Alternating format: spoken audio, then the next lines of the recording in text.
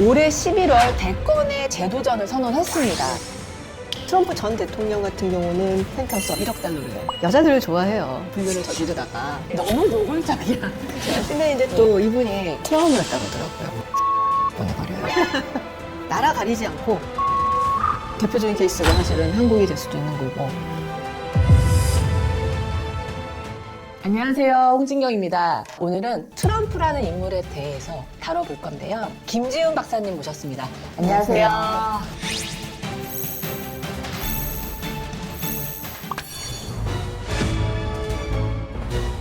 트럼프가 올해 11월 대권의 재도전을 선언했습니다. 네네.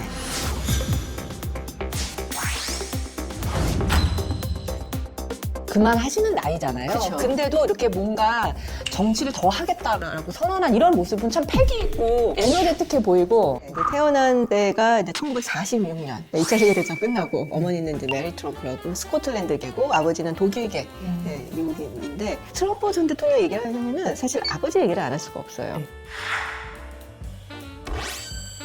굉장히 부유한 동생 개발업자. 워낙에 부자였기도 하지만은 이 아버지의 성격이 장난이 아니었던 거죠. 트럼프 전 대통령이 할아버지를 돌아가시고 그리고 가장의 노릇을 일찍 해야 됐기 때문에 아주 터프하고 냉정한 그런 인물이었어요. 성공을 굉장히 하죠. 그러면 자기 자식들을 바라보면은 나만큼은 돼야지 않겠냐는 기준이 높아지잖아요. 그래서 그 기준에 못 미치면은 가차없이 내치는 스타일이에요. 너는 쓸모없는 놈이야. 약간 이런 식이죠.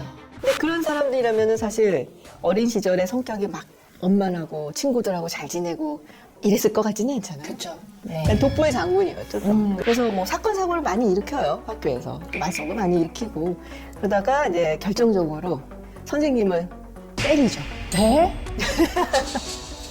근데 뭐 퇴학은 안 당해요. 그 아버지가 학교 이사회에 이제 또 임원이고 하니까 뭐 무마는 좀 시키는데 아버지가 이렇게 딱 보기에 얘 이대로 놔두면 안 되겠는데 그리고 군사학교를 보내버려요. 군사학교라 그러면 사람들이 우리 뭐 유명한 미국의 군사학교 있잖아요. 뭐 웨스트 포인트, 뭐 해군사관학교 이런 생각하는데 그런 게 아니고 하다 못해서 얘 좀 제발 잡아서라도 어떻게 해주세요라고 보내는 굉장히 막 규dom하고 권위적이고 그런 곳에 보내버린 거예요. 그게 트럼프 전 대통령한테는 되게 트라우마였다고 하더라고요. 왜요? 갔더니 자기 맘대로 일단 못 하잖아요. 그쵸. 그리고 아버지가 나 보는 게 아닌가? 뭐 이런 생각도 좀 들고 그래서 굉장히 그때 힘들었대요. 근데 뭐 학년이 이제 조금씩 올라가면서 이제 적응을 해요. 왜냐면은 자기가 하급생일 때는 얻어맞지만 상급생이 되면은 때릴 수가 있으니까 그렇게 좀 보시면 돼요, 성품은. 근데 이제 또 이분이 여자들을 좋아해요. 돈도 많고 또 지금은 나이를 많이 드셔서 그렇지만 젊었을 때 보면은 괜찮아요.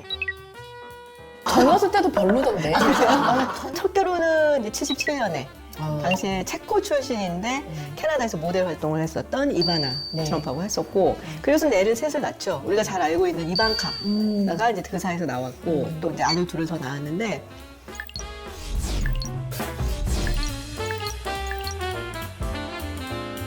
근데 이제 또 다른 데 눈을 많이 돌리시죠. 그러다가 말라 메이플이라는 이제 미국 여성이에요, 이분은. 네. 둘이서 이제 눈이 맞아서 또 막 불륜을 저지르다가 딱 끊겨요. 콜로라도에 아스펜이라는 스키장 있잖아요. 거기에 이제 온 가족이 휴가를 갔는데 거기로 불러요, 자기 남편을. 이 말란 메이플이라는 여자도 보통 여자가 아닌 게 그래서 딱 다가와요, 이반한테 와서. 내가 당신 남편 되게 사랑하거든요. 도발을 한 거죠, 내연 영화. 근데 이 이바나 트럼프 성격 보통이 아니에요. 그래갖고서 뭐 한바탕 난리를 치고 아침 드라마에서 보는 씬이 벌어졌다라는 얘기가 있는데 결국 이혼을 합니다. 그리고 이제 말라 메이플하고 두 번째 결혼을 하고 거기서도 딸을 한 명 낳아요. 근데 또 이혼을 해요. 오래 못 가고. 네. 그리고 이제 지금 이제 영부인이었었던 멜라니아하고 만나서 결혼을 해서 네. 아들이 하나 있죠, 지금. 네네네.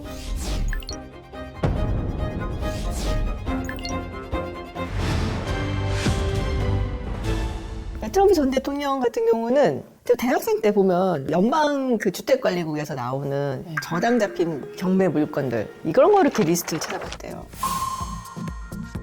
근데 그것도 그런 거 참 돈이 있어야 뭐 그렇죠. 살펴보는 거지. 맞아요. 네. 뭐 주머니에 돈도 없는데 뭐 그런 부동산 경매 물건 보기 쉽지 않죠. 그렇죠. 그러다가 자기가 오하이오주 이제 신시내티라는 데 있는 그 아파트 단지를 하나 본 거예요. 근데 딱 봤는데 여기가 사실 좀만 더 잘 개발을 하면 다 팔릴 수 있을 것 같은데 이거를 사갖고서는 레노베이션을 하고 홍보를 하고 광고를 띄워갖고 다 팔아버려요. 2배 수익을 얻게 되는 거죠. 그러니까 이제 아버지가 보고서는 전격적으로 둘째인 트럼프한테 물려주게 되는 거죠. 그러면 형이랑 트럼프는 좀 그래서 원래 이제 트럼프 전 대통령이 3남 2년의 넷째고 그리고 두 번째 아들이에요. 근데 이런 성격을 가진 아버지라면 당연히 장남한테 모든 걸 물려주는데 네. 장남이 아버지의 그런 프레셔를 못 견디는 거예요. 네네네네. 그래서 이제 약간 좀 삐뚤어 나가고 알코올 중독에 걸리고 흡연도 너무 많이 하고 이제 25살에 어마어마하게 많은 돈을 그러면 자기가 이걸 물려받아서 욕심이 있는 사람이니까 이걸 내가 어떻게 발전을 시켜서 트럼프라는 이름을 알리고 싶어. 그 중에 하나가 옛날 호텔을 하나 인수를 해서 새 호텔로 만드는 거였어요. 그게 코모도 호텔이라고 1900년대 초에 만들어진 세워진 호텔이에요. 그랜드 센트럴 스테이션이라고 그 기차역 있잖아요. 바로 그 뒤에 있거든요. 사실 그때가 미국이 굉장히 경제가 안 좋을 때였거든요. 뭐 오일 셔기니 뭐 해서 여러 가지로 이 뉴욕이라는 곳을 좀 되살려야 되는 그런 고민을 안고 있었는데 트럼프가 딱 나서서 내가 이 코모도 호텔을 리노베이트를 하겠다. 내가 이걸 만들어 놓으면 사람들도 여기 와서 많이 묵고 또 세우는 과정에서 뭐 건설을 해야 되니까 노동자들도 와서 일자리도 많이 만들어질 거고 이 정도 하면은 뉴욕에서 안되고 좀 해줘야 되는 거 아니냐. 그래서 딜을 해갖고 40년 동안 세금 감면 그 최고죠 사실은 사업하는 사람은. 그래서 이 세금 감면 받은 돈만 거의 5천억 원에 가깝다라고 제가 알고 있어요. 그러고서는 성공을 하니까 이 트럼프라는 인물은 정말 대단하구나. 한번 딱 스틱을 쌓은 거예요. 네네. 그 다음에도 또 자기가 또 뭘 해야 되잖아요. 트럼프 타워를 세워요. 지금 우리가 보고 있는 트럼프 타워 이제 맨하탄에 가면은. 근데 그때 당시에 이 트럼프 타워가 가장 높은 빌딩이 돼야 된다. 그러면은 주변에 자기보다 높은 빌딩이 올라오면 안 되잖아요. 네. 그럼 어떻게 하겠어요? 고도를 제한시켜요. 그렇죠. 그 구도를 어떻게 제한을 시키냐? 그 공중권이라고 있는데 건물 그 위쪽이 거기가 공중권이라거든요. 옆에 있는 건물에 그걸 사버려요. 그래서 그 트럼프 타워를 완성을 하죠. 분양가가 이제 그 호수마다 다 다르잖아요. 뭐 조망이 얼마나 오냐, 어느 쪽을 보고 있냐에 따라 다 다르죠. 그 당시에 60만 달러에서부터 1,200만 달러, 펜트하우스는 1,500만 달러였다고. 근데 지금은 제가 찾아봤어요. 과연 펜트하우스 얼마나 될까? 시세가 1억 달러래요. 마이클 잭슨이라든지 스티븐 스필버그라든지 최근에는 또 호날두 이런 사람들이 이제 그것을 샀다 얘기가 있죠. 본격적으로 트럼프가 정치를 해야겠다고 마음먹은 계기가 있을까요? 트럼프가 아주 오래전부터 정치에 관심이 있었어요. 난 1987년에 되게 재밌는 광고를 하나 내요. 자기가 쓴 편지예요. 근데 그 편지에 적혀 있는 내용이 뭐냐? 미국의 외교 무역 정책이 틀려먹었다. 외국에 너무 많은 지원을 해주고 있고 너무 봐주고 있다. 그래서 지금 우리가 지금 힘든 거다. 이런 내용이에요. 그러니까 바로 민주당에서 연락이 와요. 근데 가지는 않는데 그런 식으로 이제 간을 보면서 자기가 정치적인 거를 꿈을 키워왔던 거죠. 그 전까지는 이 트럼프라는 인물이 뭐 사교계에서 굉장히 잘 나가고 굉장히 흥미로운 인물이긴 한데 CBS, MBC, ABC 그런 데서 이렇게 진지하게 다뤄주지는 않는. 그런데 이 어프렌티스를 나가면서 위상이 좀 달라진 거예요. Rob, you're fired. 그래서 어프렌티스가 없었으면은 트럼프가 대통령 되기 힘들었을 거다라는 얘기를 하죠. 되게 많아요. 어떤 당이든 이 트럼프라는 카드가 되게 탐낼만한 카드였을 것 같아요. 왜냐면 인지도 면에서는 일단 최고잖아. 그렇죠. 네. 정당에도 여러 번 가입을 해요. 공화당 갔다가 뭐 민주당 갔다가 또 갔다 하면서 이제 개혁당이라는 당이 있어요. 개혁당의 후보로 대통령 선거에 나갈까? 2000년쯤에 한번 생각을 해보다가 결국 이제 포기를 하고 등록은 안 하죠. 그걸 보면은 굉장히 오랜 시간 동안 나는 정치를 해야겠다 라는 생각이 있었던 거예요. 여기는 약간 성격이 있는 것 같아요. 그러니까는 본인이 항상 최고가 돼야겠다라는 생각을 굉장히 많이 해요. 내가 항상 1등이어야 된다 이 생각이고 그러면은 미국에서 1등은 누구겠어요? 대빵은 대통령이죠. 그 대통령 선거에 결국에는 이제 2016년에 나오게 되는 거죠. 근데 사실 트럼프 전 대통령이 오바마 전 대통령도 굉장히 많이 깠거든요. 더 뷰라는 프로그램이 있어요. 거기에 이제 여성 한 8명이 나와서 이제 예술, 아트 얘기도 하고 뭐 이런 건데 거기에 이제 트럼프 대통령이 출연을 해요. Why doesn't he show his birth certificate? Because I have to and everybody else has to. And you know what? I wish he would. Because I think it's a terrible pall that's hanging over him. He should show. 내셔널 텔레비전에 나와서 그 얘기를 한 거잖아요. 난리가 난 거죠. 그래서 결국에는 오바마 대통령이 출생 증명서를 보여줍니다. 하와이에서 태어났다. 사실 굉장히 모욕적인 순간이죠. Has never been a man or a woman more qualified than Hillary Clinton to serve as President of the United States of America. The next President of the United States, Hillary Clinton. 그리고 2008년에 사실 오바마하고 힐러리 클린턴하고 민주당 경선을 했잖아요. 장난 아니었어요, 싸움이. 그럼에도 불구하고 트럼프는 아니지 않아. 선거도 러스트벨트의 3개 주 여기서 결정이 납니다. 러스트벨트 지역의 그 공장지대가 다 문 닫았다. 옛날에는 우리가 미국의 경제를 이끌어갔던 제조의 본진인데 우리 민주당 쟤는 왜 말 하나도 안 듣고 있고 Our nation's immigration policy to make it more fair, more efficient, and more. 워낙에 일자리를 많이 뺏기다 보니까 불만이 쌓인 그 러스트벨트에 사는 백인들을 표를 트럼프가 다 가져갔다고 그러더라고요. 그렇게 해서 트럼프가 당선이 된 거죠.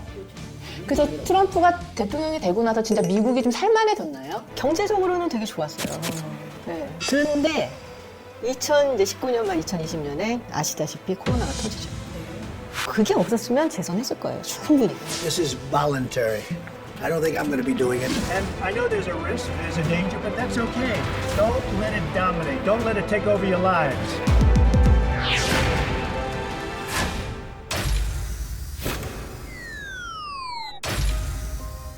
그 탄핵 위기가 있지 않았어요? 두 번이나 있었죠. 첫 번째는 바이든 대통령이 원래 아들이 이제 둘이 있었는데 헌터 바이든이라고 있어요. 근데 이 사람이 약간 사고를 많이 일으켜요. 좀 문제가 많아요. 근데 우크라이나의 그 천연가스 업체에서 뭐 이사로 활동하고 이러면서 뇌물도 좀 받고 부패 혐의가 있다 이런 얘기가 나왔어요. 그래서 그거를 얘기해달라, 터트려달라라고 우크라이나의 젤렌스키 대통령한테 압박을 막 해요. 너 그러면 우크라이나한테 우리가 도와주고 있는 국방 이거 안 했다, 다 뺐나? 돈 안 지원해준다? 막 협박을 해요. 그걸로 한번 이제 탄핵의 위기가 있었고 그런 게 밝혀져서. 네. 두 번째는 뭐 자기가 졌다는 거를 인정을 안 하고 의사당 앞으로 몰려가죠. 트럼프 대통령이 저들이 뭐 나쁜 짓을 못하게 막아야 된다 막 이런 식의 연설을 좀 그래서 이제 그런 선동을 했다. 그래서 두 번째 탄핵 위기가 있었죠. 그래서 재선을 못했죠. 그래서 결국. 근데 자기가 당연히 가져야 될 자리라고 생각을 한 것 같아요. 억울하다. 그래서 이번에 다시 한번 나오는 거죠. This, she's going to do that. She's going to do all these. What around protecting seniors. hasn't she done it? Kamala Harris. Let's have a good debate. 누군가가 이제 대통령이 되겠지만 우리가 대한민국 국민이다 보니까 한국에 미치는 영향은 어떤 게 있을지 그런 거 조금 정리해 주셨으면 좋겠어요. 경제는 트럼프 대통령의 시그니처는 무역이에요. 관세를 높인다. 그래서 지금 나온 얘기가 나라 가리지 않고 관세를 10% 한다.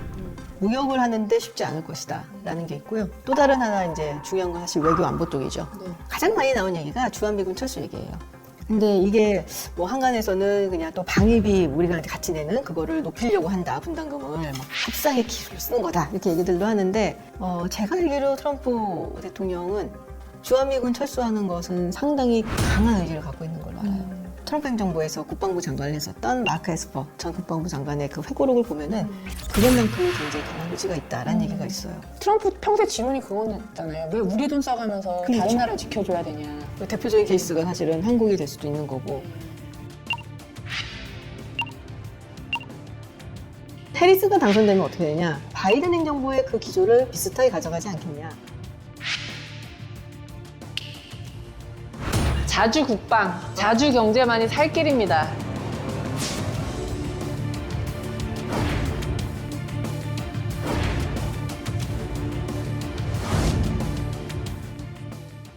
오늘 이렇게 대선 주자 트럼프에 대해서 박사님과 이야기를 나눠봤습니다. 제가 대선 끝나고 한 번 더 보실 수도 있을 것 같아요. 다시 나와주셨으면 좋겠어요. 네, 알겠습니다. 네, 감사합니다. 고맙습니다. 전제가 되자 천재가 되자